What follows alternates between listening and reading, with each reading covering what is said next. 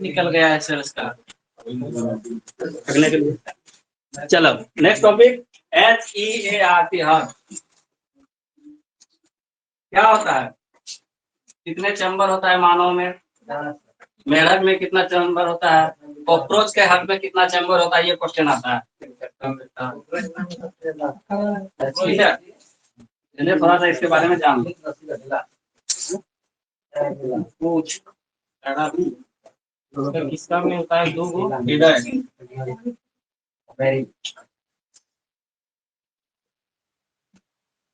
देखो चोट लगा दिया क्या?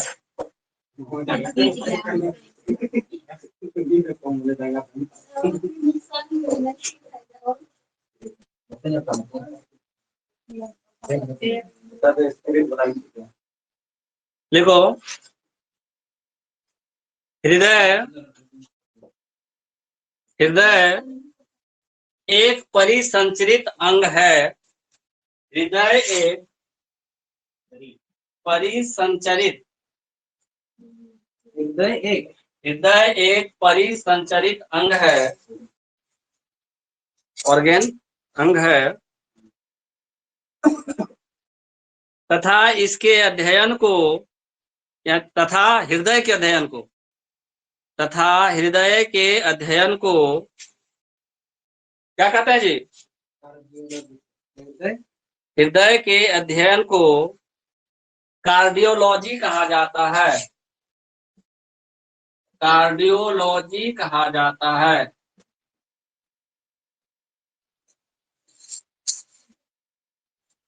हृदय के अध्ययन को कार्डियोलॉजी कहा जाता है। स्याही सब कहाँ गया? स्याही कहाँ रख दिया? यहाँ तो उठा के।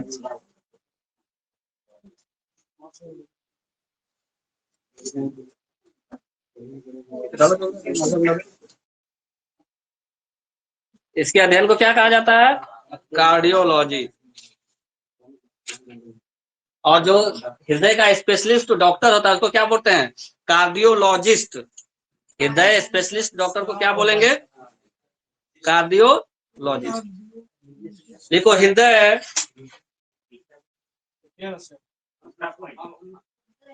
शंक्वाकार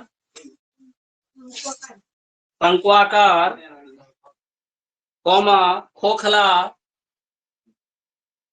एवं मांसल होता है। शंक्वाकार, खोखला एवं मांसल होता है, जो वक्ष गुहा में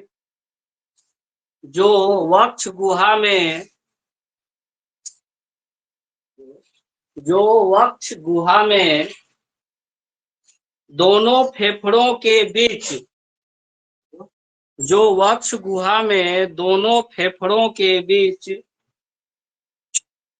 कुछ बाईं ओर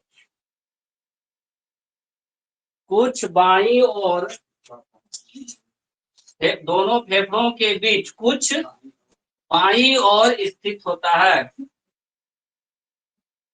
कुछ बाईं ओर स्थित होता है।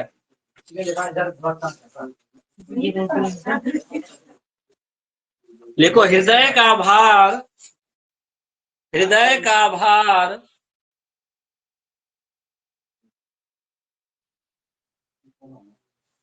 लगभग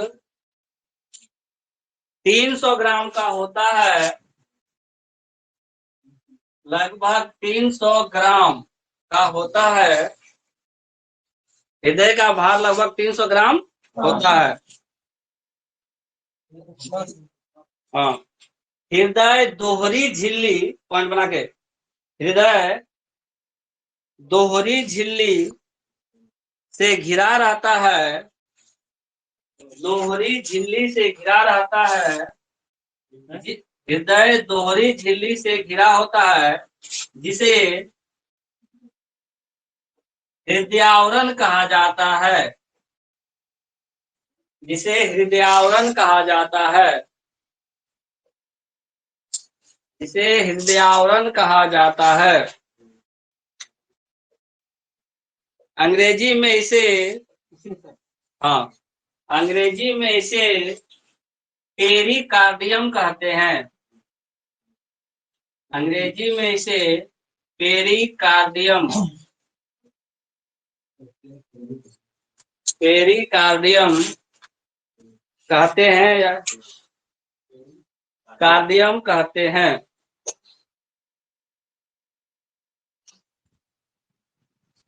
देखो, मनुष्य का हृदय, हाँ, मनुष्य का हृदय 4 कोष्ठीय होता है।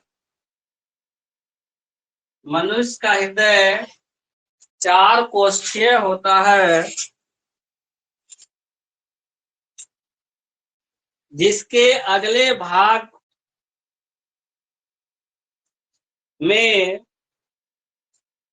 जिसके अगले भाग में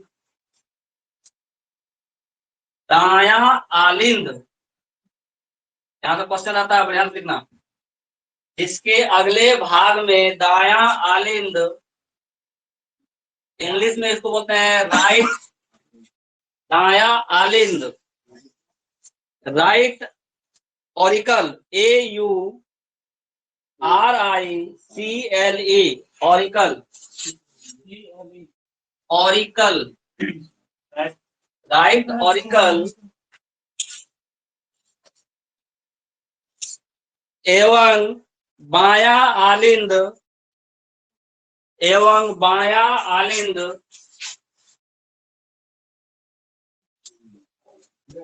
लेफ्ट ऑरिकल होता है, लेफ्ट ऑरिकल होता है।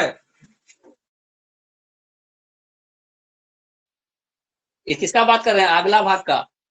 तथा हृदय के पिछले भाग में, तथा हृदय के पिछले भाग में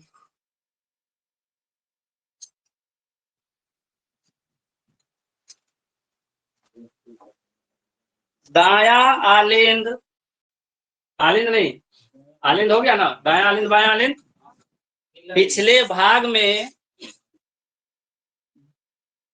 दायां निलय, वेंट्रिकल बोलते हैं, दायां निलय,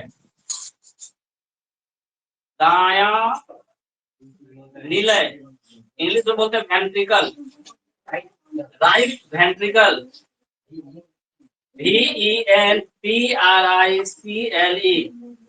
वेंट्रिकल, VENTRICLE, दायां निलय हो गया, वेंट्रिकल। तथा बायां निलय, तथा बायां निलय लेफ्ट वेंट्रिकल, लेफ्ट वेंट्रिकल होता है।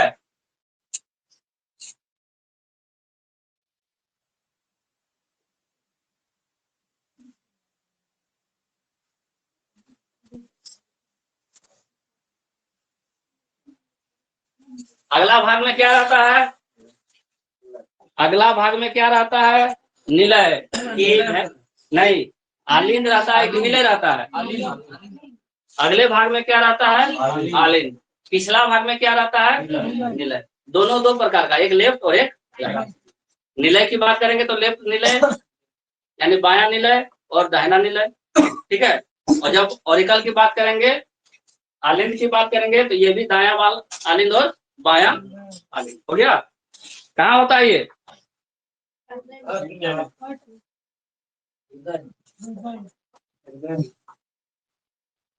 मनुष्य का हृदय कितना कोष्ठ का होता है? कोष्ठ मतलब क्या? कमरा, 4 कमरा है, नहीं बोलता है? कई कोठा का घर है? 4 कोठा। कोठा कोठी एक ही बात है, वही कोष्ठी है। तो कोठा शब्द शुद्ध नहीं होता है, कोष्ठ शब्द शुद्ध होता है। हाँ, जय वो कोठा उतना, उसी तरह से हमारा हृदय कितना? 4 कोष्ठी है। मनुष्य का हृदय कितना कोष्ठी है? 4 कोष्ठी है। एक का नाम राइट वेंट्रिकल, दूसरे का नाम लेफ्ट वेंट्रिकल, तीसरे का नाम राइट वेंट्रिकल, चौथे का नाम लेफ्ट वेंट्रिकल। ये 4 कोष्ठ है हमारे हृदय में। कितना कोष्ठ है? 4 कोष्ठ। भूल जाएंगे? कितना कोष? 9। आगे में निलय कि पीछे में निलय? ऊपर जो अगला भाग है उसमें आलिंद, अ से आलिंद, अ से अगला, अ से आलिंद, अ से अगला भाग, अ से आलिंद, अ से अगला भाग, ठीक है। हाँ, 9 से नीचे 9 से यहाँ पीछे का बात हो रहा है, ठीक है। कैसे भी तरह से याद होना चाहिए, वहाँ कंफ्यूजन नहीं होना चाहिए, क्वेश्चन ऐसा पूछ सकता है कि अगले भाग में क्या होता है, तो आलिंद होता है अगले भाग में, पिछले भाग में क्या होता है? निलय होता है, ठीक है। लेफ्ट और राइट तो जानते ही है। अब आगे लिखो, हृदय के कपाट, टॉपिक बनाओ, हृदय के कपाट, कपाट, इसमें क्या होता है? बहुत बहुत चीजें यहाँ से सीखने को मिलेगा। पॉइंट बना के लिखो, पॉइंट बना के लिखो। दाहिना आलिंद निलय के बीच, दाहिना आलिंद डैश निलय के बीच,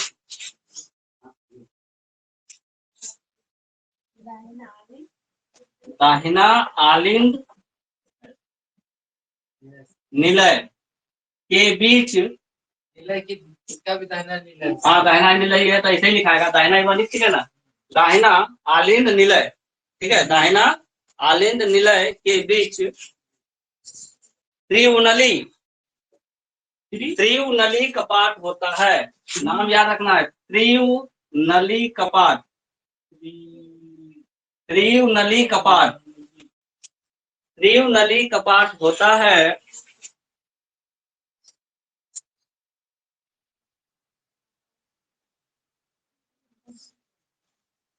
जिसे ट्राइकस्पिड वाल्व कहा जाता है, ट्राई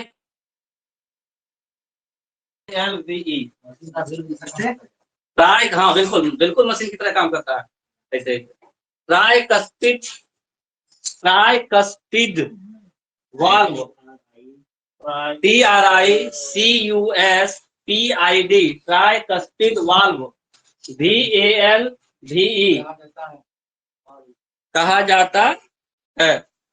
किसके किसके बीच ट्राइकस्पिड वाल्व होता है, ये क्वेश्चन आता है। दाहिना आलिंद और निलय के बीच ट्राइकस्पिड वाल्व किसके किसके बीच में होता है? दाहिना आलिंद और निलय के बीच। दूसरा पॉइंट, बायां आलिंद निलय के बीच, बायां आलिंद निलय के बीच, बायां आलिंद निलय के बीच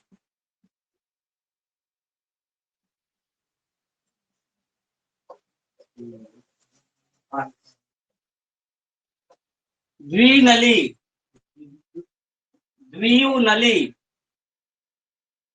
कपाट होता है, द्विनली कपाट होता है, जिसे जिसे बाइकस्पिड वाल्व कहा जाता है, बाइकस्पिड वाल्व कहा जाता है, बाइकस्पिड वाल्व कहा जाता है।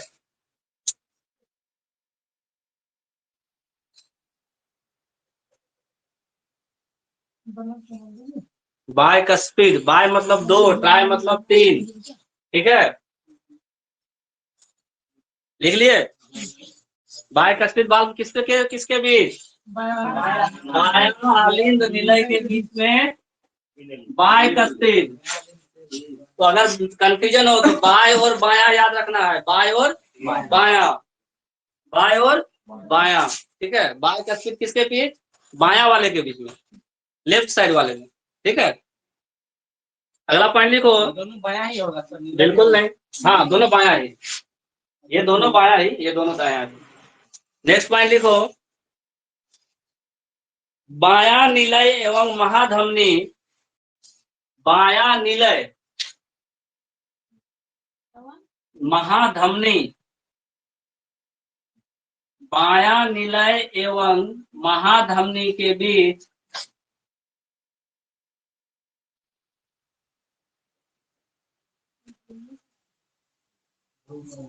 ये बताएंगे महाधमनी बाद में जब फोटो बनाएंगे तब। महाधमनी के बीच अर्ध चंद्राकार कपाट, अर्ध चंद्राकार कपाट होता है, अर्ध चंद्राकार कपाट होता है जिसे सेमी लूनर वाल्व कहा जाता है। Semi lunar valve, semi lunar valve.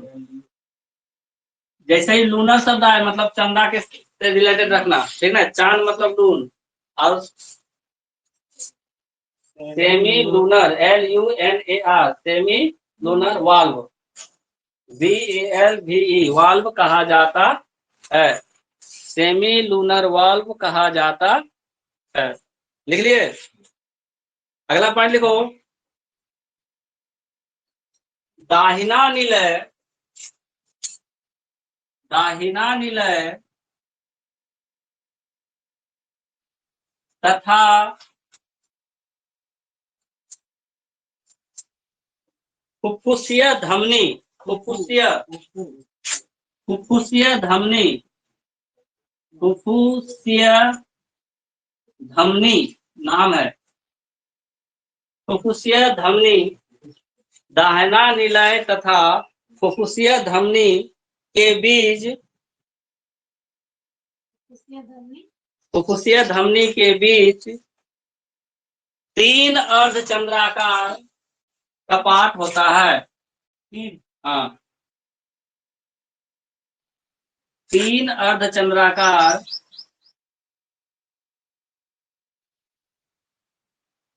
कपाट होता है।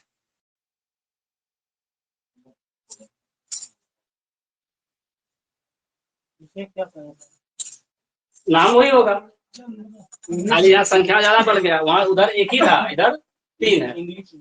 सेम नाम ऊपर में थे ना, semi lunar valve, semi lunar valve कहा जाता है। लिख लिए। अब हार्ट से साउंड कुछ आता है, कुछ हृदय का ध्वनि होता है, उसका नाम होता है, और नाम भी पूछ देता है। पहला टॉपिक बनाओ, हृदय की ध्वनिया, हृदय की ध्वनिया, हृदय की ध्वनिया, sound of heart, sound of heart, हृदय की ध्वनिया, हाँ HEART, heart, sound of heart. पहला साउंड लिखो, 2 साउंड, लब लब और dub dub, LUBB lub, LUBB, LUBB लब, पहला साउंड होता है लब। देखो यह ध्वनि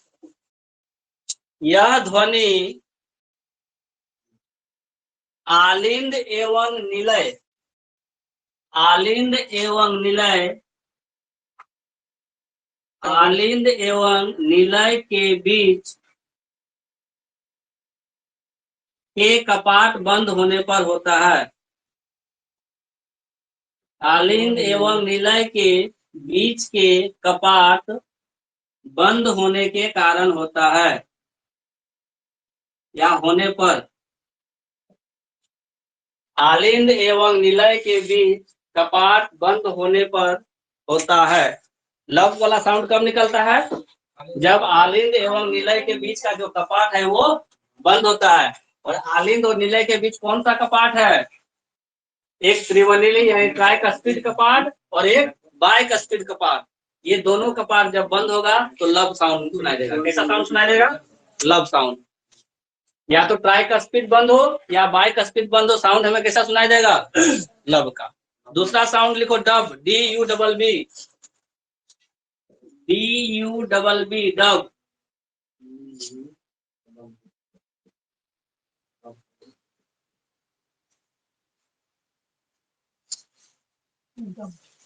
देखो डब साउंड, डब साउंड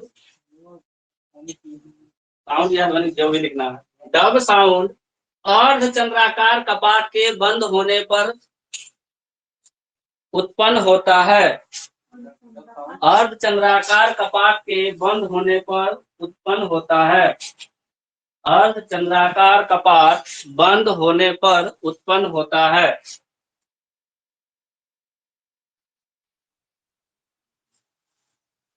अर्धचंद्राकार कपाट बंद होने पर उत्पन्न होता है।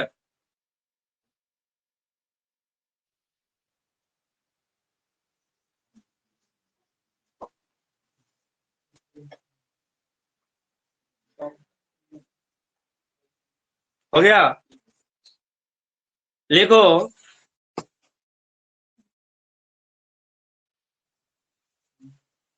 मनुष्य के हृदय का आकार, मनुष्य के हृदय का आकार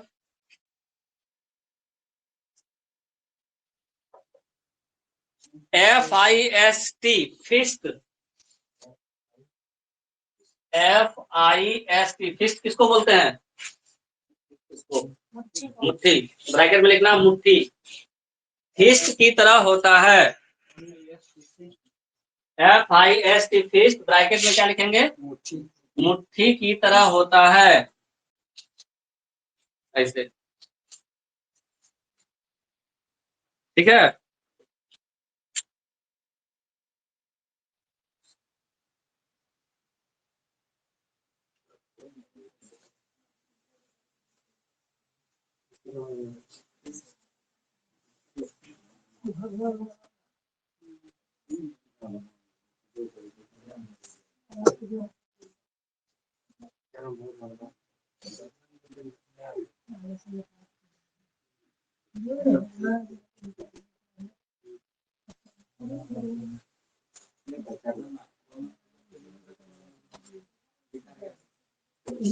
चलिए अब 4 पोस्ट बनाते हैं हृदय का।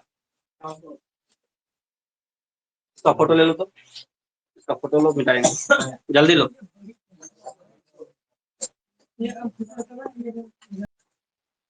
चलो देखो, हृदय का मोटा मोटी डायग्राम ऐसा होता है। हृदय का डायग्राम एग्जैक्ट ये नहीं है, मोटा मोटी सिर्फ समझने के लिए है। क्या है ये बना दिया है दिन पक्का पक्की, ठीक है? पता है ना? अभी पहले वेंट्रिकल और ऑरिकल तो समझ लो। अब देखो, जब कभी भी पिक्चर बनाओ ना हृदय का, तो लेफ्ट को राइट लिखना। क्यों? क्योंकि इसे उलट करके देखना है हम लोग। जब ऐसे ये दिखेगा ना, तो ये हो गया, इस साइड वाला को राइट लिखना, इस साइड वाला को लेफ्ट लिखना है। ऊपर वाले को, अगला भाग को क्या बोले थे? आलिंद। अगला भाग को क्या बोले थे? आलिंद। निचला भाग को क्या बोले थे? पिछला भाग को निलय। ये दोनों क्या हो गया? निलय। ये दोनों क्या हो गया? आलिंद। अब हमने क्या कहा था? जो आलिंद है, कौन कौन सा आलिंद? दाहिना आलिंद और दाहिना निलय। दाहिना आलिंद और दाहिना निलय के बीच में एक ट्राइकस्पिड भाल्व है। कौन सा भाल्व है? ट्राइकस्पिड भाल्व है। 3 को कस्पिड लगा हुआ है। कैसा भाल्व है? ट्राइकस्पिड। और यहाँ पे कैसा भाल्व है? यहाँ पे कैसा भाल्व है? डाइकस्पिड। डाइकस्पिड भाल्व है। यहाँ 2 है, यहाँ 3 है। तो ये जब बंद होगा, ये बंद होता है खुलता है, बंद होता है और खुलता है। तो जब ये बंद होगा तो कैसा आवाज निकलेगा? लब। ये जब बंद होगा तो कैसा आवाज निकलेगा? फिर निलय की बात कर रहे हैं कि आलिंद की बात कर रहे हैं? आलिंद की बात कर रहे हैं। आलिंद की जब बात हो तो कैसा आवाज निकलेगा? लब। और जब इनके बीच में जो वाल्व होता है, ठीक है, ये वाल्व क्या क्या लिखवाए हैं? अर्धचंद्राकार, सेमी लूनर। जरा पढ़ो तो, सेमी लूनर वाला पहला पॉइंट पढ़ो। बायां आलिंद। हाँ, बायां आलिंद। निलय के बीच ये नील कपाट होता है। हाँ, जिसे क्या बोले? लूनर वाला पढ़ने के लिए तीसरा पॉइंट। हाँ, सेमी लूनर वाला। हाँ, किसके किसके बीच में होता है सेमी लूनर? बायां निलय और महाधमनी के बीच। बायां निलय और महाधमनी के बीच, इसी से निकला हुआ रहता है एक महाधमनी, ठीक है, बीच में पाइप की तरह रहता है। हाँ, इसको बोलते हैं महाधमनी। यहाँ पर भी एक क्या रहता है, अर्धचंद्राकार कपाट होता है। तो ये अर्धचंद्राकार कपाट जब बंद होता है तब क्या बोले इसको, डब। कैसा साउंड निकला था, डब। एक और साउंड था, चौथा वाला, चौथा पॉइंट पढ़ो। तीन लूनर जो बाल्ब होता है वो कहाँ है, किसके किसके बीच, ये धमनी के बीच, दाहिनी नीलम और फुफ्फुसिया धमनी। मान लो हम ये बना लेते हैं इसको, ये है दाहिनी नीलम, ठीक है, और इसका नाम दे दिए क्या, फुफ्फुसिया धमनी, फुफ्फुसिया धमनी। सिर्फ समझने के लिए लेफ्ट वाला का बात कर रहे हैं यहाँ, फुफ्फुसिया धमनी। अगर ये फुफ्फुसिया धमनी है तो यहाँ जो हमारा भाल्व है इसका, ये भी अर्धचंद्राकार है, ये भी कैसा है, अर्धचंद्राकार है। और जब ये बंद होगा तब कैसा आवाज देगा, डब का। कैसा आवाज देगा, डब। अब समझ में आ गया। यानी धमनी शब्द जहाँ है, जहाँ धमनी शब्द है, यानी धमनी के साथ डब साउंड, धमनी के साथ डब साउंड, और आलिंद निलय के साथ लब साउंड, आलिंद और निलय के साथ लब साउंड। समझ में आया इतना बात। 4 पोस्ट का बात किए, 4 पोस्ट हो गया, right left right left, 4 post हुआ, ठीक है, बनाओ इसको। हाँ, अगला टॉपिक बनाओ, हृदय की धड़कन। दिल धक धक करने लगा, हृदय की धड़कन, हार्ट बीट। कल लिखवाए थे क्वेश्चन, 1 मिनट में कितना बार हार्ट बीट होता है, 72 बार। लिखो, अभी भी लिखवाएंगे सब। लिखो, रुधिर परिवहन में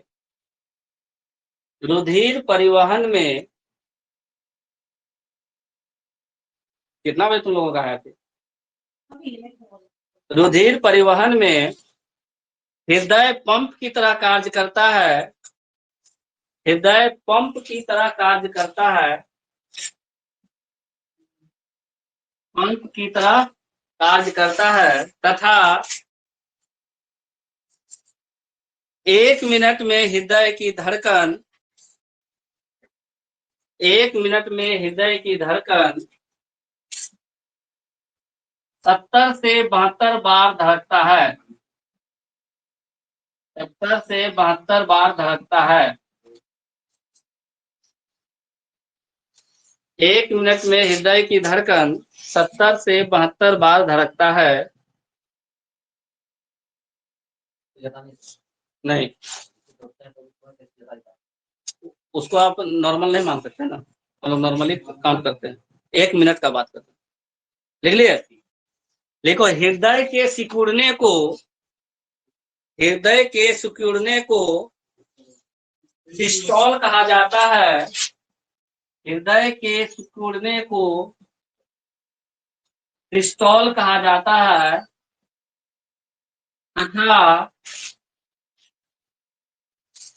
तथा फैलने को डायस्टोल कहा जाता है, फैलने को डायस्टोल कहा जाता है,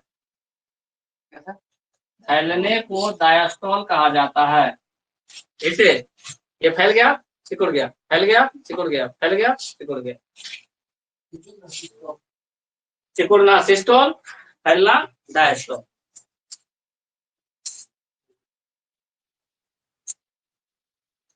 अब इसका जो साइकिल होता है, एक बार सिकुड़ा एक बार फैला, इसी को बोलते हैं धड़कन।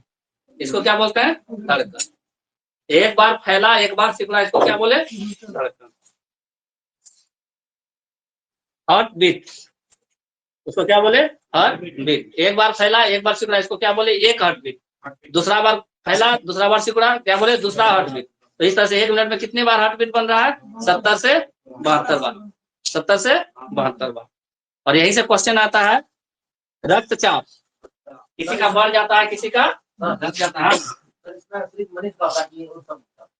सबका होता है, लेकिन हम लोगों का 70 से 72 बार मनुष्य का। लिखो एक स्वस्थ व्यक्ति, नोट करके लिखो, एक स्वस्थ व्यक्ति का रक्तचाप, एक स्वस्थ व्यक्ति का रक्तचाप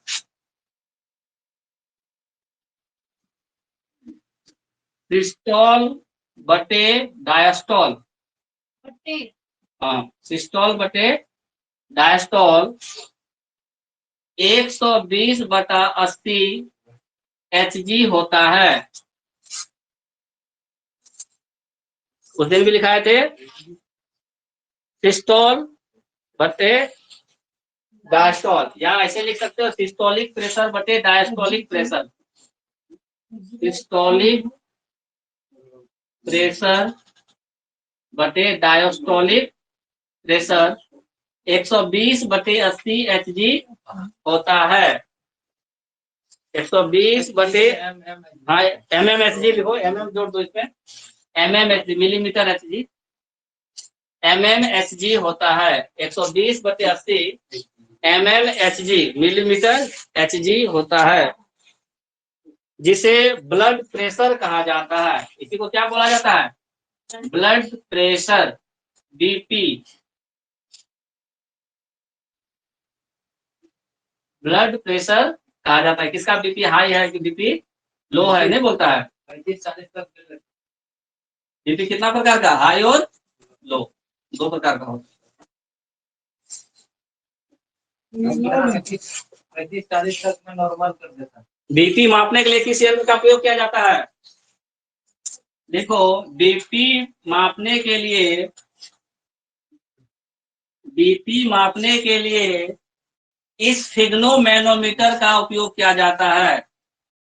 इस स्फिग्नोमैनोमीटर, इस स्फिग्नोमैनोमीटर का उपयोग किया जाता है। बीपी मापने के लिए इस स्फिग्नोमैनोमीटर का उपयोग किया जाता है।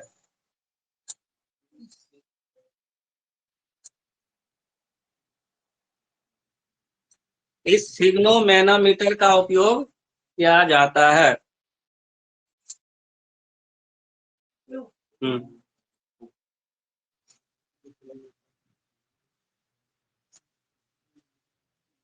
लिखिए, इस स्फिग्नोमैनोमीटर यंत्र, इस स्फिग्नोमैनोमीटर से क्या मापेंगे? Blood pressure. कितना होना चाहिए ब्लड प्रेशर? स्वस्थ व्यक्ति के लिए 120/80 mmHg, मिलीमीटर Hg। अब कई बार ऑप्शन में mm नहीं देगा, सिर्फ Hg दे देगा। ऑप्शन में कुछ भी चेंज कर सकता है, ठीक है, तो पूरा याद रखना 120 mmHg, ठीक है। तो हम लोग तो पढ़ रहे थे हार्ट, लेकिन हम लोगों ने बता दिया ब्लड प्रेशर, क्योंकि यही से इसका मेजरमेंट होगा। अब देखो क्या बताया, डायस्टोल और सिस्टोल। सिस्टोल बोले मतलब सिकुड़ रहा है, हृदय क्या हो रहा है? सिकुड़ रहा है, तो सिस्टोल। और हृदय जब फैल रहा है तो क्लियर। अब जब फैलेगा और सिकुड़ेगा, कैसा है हृदय? मांसपेशी का, मांस का है। हृदय में हड्डी नहीं है, क्या है? मांसल है। तो जहाँ हड्डी नहीं है, सिर्फ मांस है, वो कमजोर होता है। वो क्या होता है? तो इससे जल्दी टूट जाता है क्या? वो क्या होता है? कमजोर होता है। तो अगर मांसल हर्ट है, मांसल हर्ट है, यहाँ पे क्या हो रहा है? रक्त का प्यूरिफिकेशन होता है। क्या होता है? रक्त यहाँ पे आता है, लेकिन प्यूरिफाई कौन करता है और किस तरह से रक्त हमारे शरीर में पहुंचता है वो हम देखते हैं। तो रक्त जो हम लोगों के शरीर में पहुंचता है वो दो तरह से पहुंचता है। एक का नाम होता है धमनी और दूसरा का नाम होता है वाहिनी, यानी रुधिर वाहिनी। कौन कौन सा? धमनी और शिरा। तो लिखो रुधिर वाहिनियां, रुधिर वाहिनियां, ब्लड वेसल्स। टॉपिक का नाम लिखो रुधिर वाहिनियां, वाहिनियां। इंग्लिश में लिखेंगे blood vessels, vessels, VESSELS,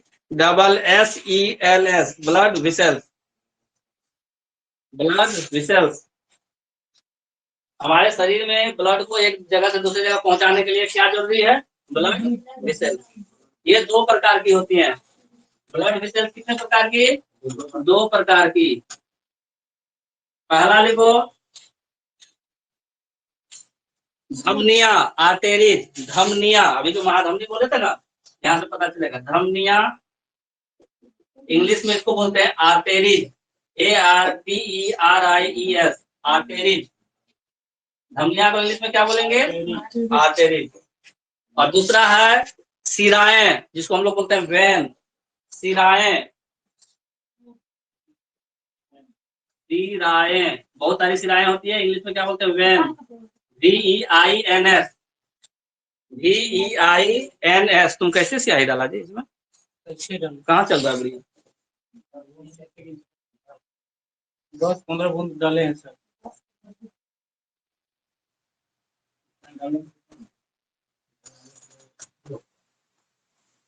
शिराएं, vein, VEINS,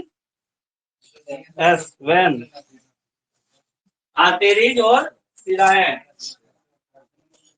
blood हमारे शरीर में एक जगह से दूसरी जगह कैसे जा रहा है? दो माध्यम से। पहला माध्यम क्या हो गया? धमनी। दूसरा माध्यम क्या हो गया? शिरा। अब लिखो धमनिया। धमनिया के बारे में लिखो।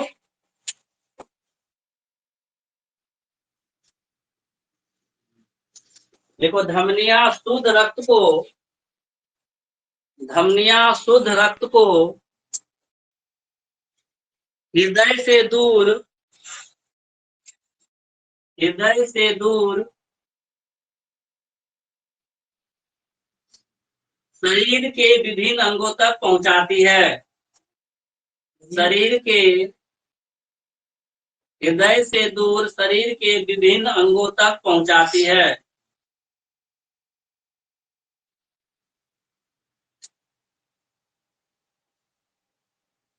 शरीर से, शरीर के विभिन्न अंगों तक पहुंचाते, हृदय से दूर शरीर के विभिन्न अंगों तक पहुंचाती है। धमनियों में कपाट नहीं होता है। हाँ, उसी में लिखो धमनियों में कपाट नहीं होता है। धमनियों में कपाट नहीं होता है, इसलिए, इसलिए इसमें रक्त का बहाव तेज होता है। इसलिए इसमें रक्त का बहाव तेज होता है।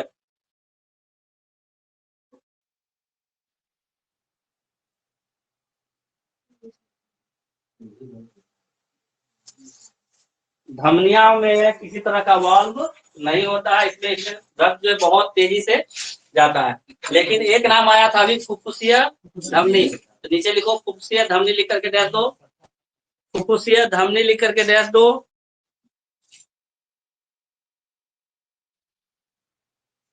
इंग्लिश में बोलते हैं pulmonary artery, artery. PULMO, pulmonary artery.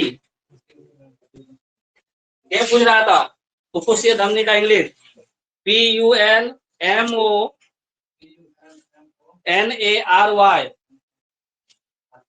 Artery. PULMONARY,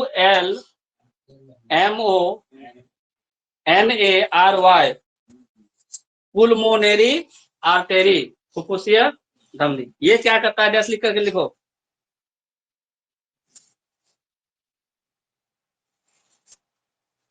यह एक ऐसी धमनी है, यह एक ऐसी धमनी है जो अशुद्ध रक्त को, जो अशुद्ध रक्त का परिसंचरण करती है। जो अशुद्ध रक्त का परिसंचरण करती है।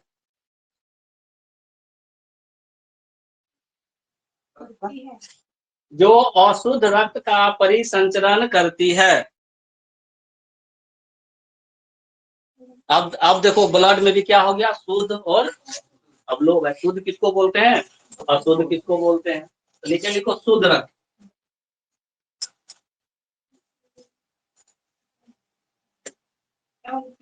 शुद्ध रक्त,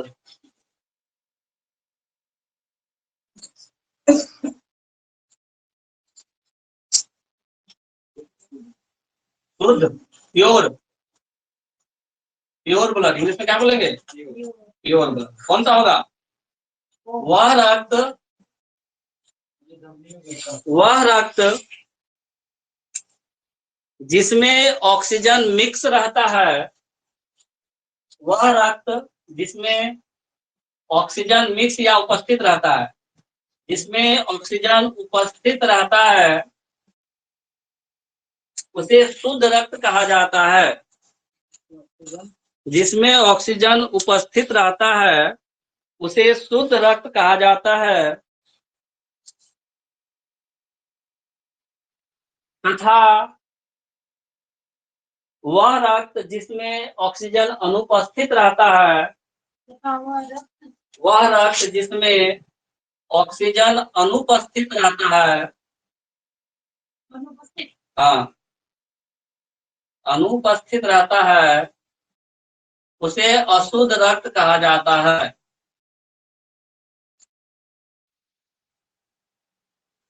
जिसमें ऑक्सीजन अनुपस्थित रहता है, अशुद्ध रक्त कहा जाता है। जिसमें ऑक्सीजन रहेगा शुद्ध, जिसमें ऑक्सीजन नहीं रहेगा अशुद्ध।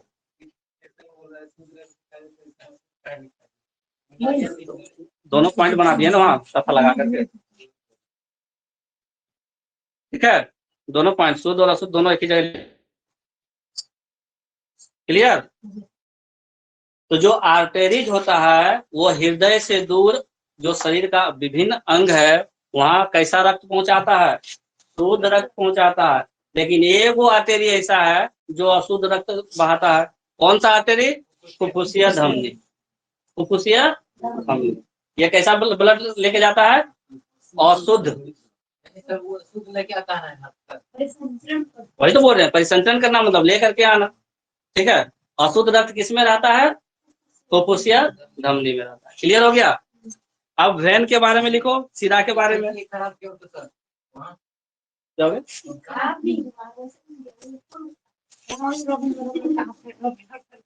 ठीक है, लिखो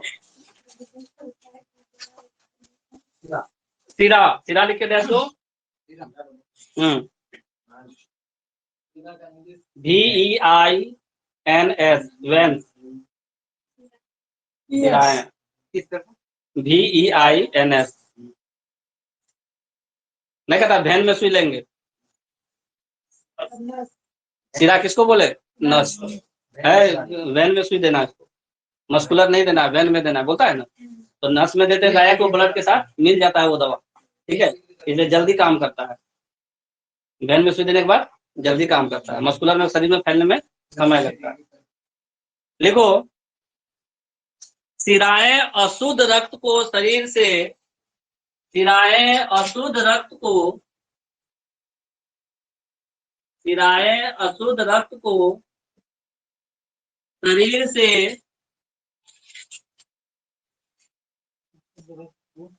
से हृदय तक ले जाती है। शरीर से हृदय तक ले जाती है।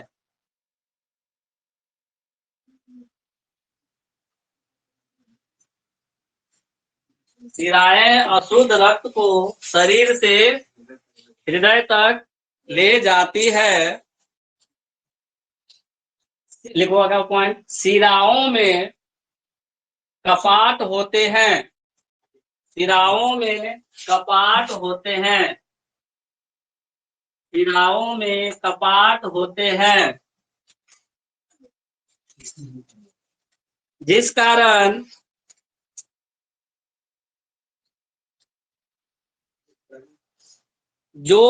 जिस कारण हृदय की ओर जाने वाला रक्त, जिस कारण हृदय की ओर जाने वाला रक्त पीछे नहीं आता है, यानी रिवर्स में नहीं आ सकता इसमें।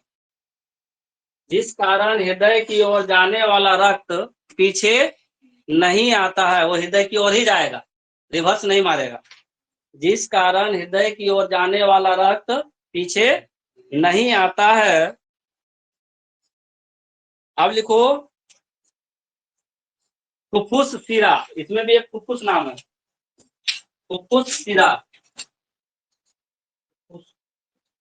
फुफ्फुस मतलब फुसफुस, फुफ्फुस सिरा, ये उल्टा काम करेगा। फुफ्फुस, फुफ्फुस चाहे सिरा में हो चाहे आर्टरी में हो, काम उल्टा करेगा। जो सिरा का काम है वो काम नहीं करेगा, ये उल्टा काम करेगा। अब क्या लिखा है? फुफ्फुस सिरा, PULMONARY, पुल्मोनरी वेन। इंग्लिश में क्या लिखेंगे? Pulmonary vein, pulmonary vein. उसका इंग्लिश नाम क्या हुआ? Pulmonary vein. PULMONARY, pulmonary, NARY, pulmonary vein, VEINS, pulmonary vein, VEIN, pulmonary vein. अब ये क्या काम करेगा? ये अशुद्ध जितना भी सिरा है किसको लेके जा रहा है? अशुद्ध रक्त को। लेकिन पुल्मोनरी वेन क्या लाएगा? शुद्ध रक्त को। लिखो पुल्मोनरी वेन, अरे एक ही बात है। पुल्मोनरी वेन एक ऐसी सिरा है जो शुद्ध रक्त का परिसंचरण करती है, जो शुद्ध रक्त का परिसंचरण करती है। एक ऐसी सिरा है, एक ऐसी सिरा है जो शुद्ध रक्त का परिसंचरण करती है, जो शुद्ध रक्त का परिसंचरण करती है। ठीक है।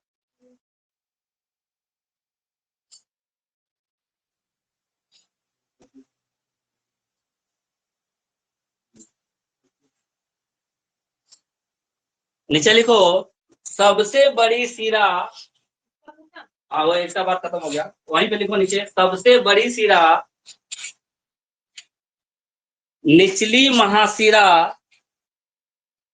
सबसे बड़ी सिरा कौन होती है? तो निचली महासिरा। सबसे बड़ी सिरा निचली महासिरा। इंग्लिश में इसका नाम है इनफेरियर, IN, क्या लिखे? क्या लिखिए? निचली महासिरा। इंग्लिश में नाम लिखो ब्रैकेट में, inferior, INFERIOR,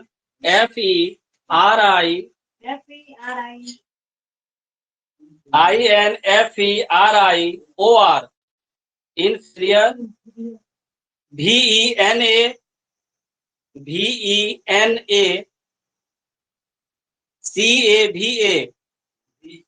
VENA, CAVA, cava, inferior vena cava है। इनफेरियर वेना कैवा है। इनफेरियर वेना कैवा को क्या बोले? निचला सिरा। और यही सबसे, जितनी भी सिराएं हैं सबसे बड़ी सिरा होती है। ठीक है, इसको क्या बोलेंगे? Inferior vena cava. सबसे बड़ी सिरा कौन होती है? इनफेरियर वेना कैवा, यानी जो नीचे वाली सिरा होती है वही सबसे बड़ी होती है। लिख लिए? वैन क्लियर हो गया, आर्टेरीज क्लियर हुआ।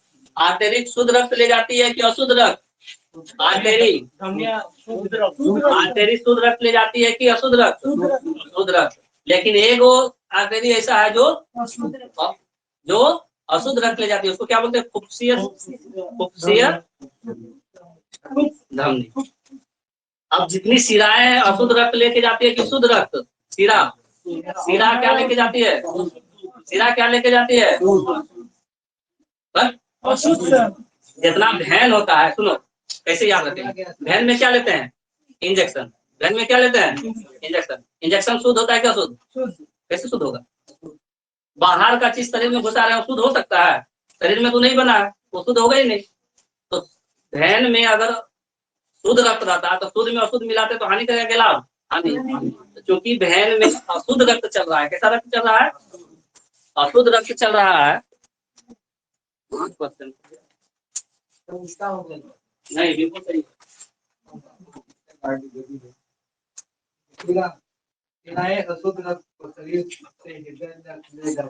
मैडम बिल्कुल सही।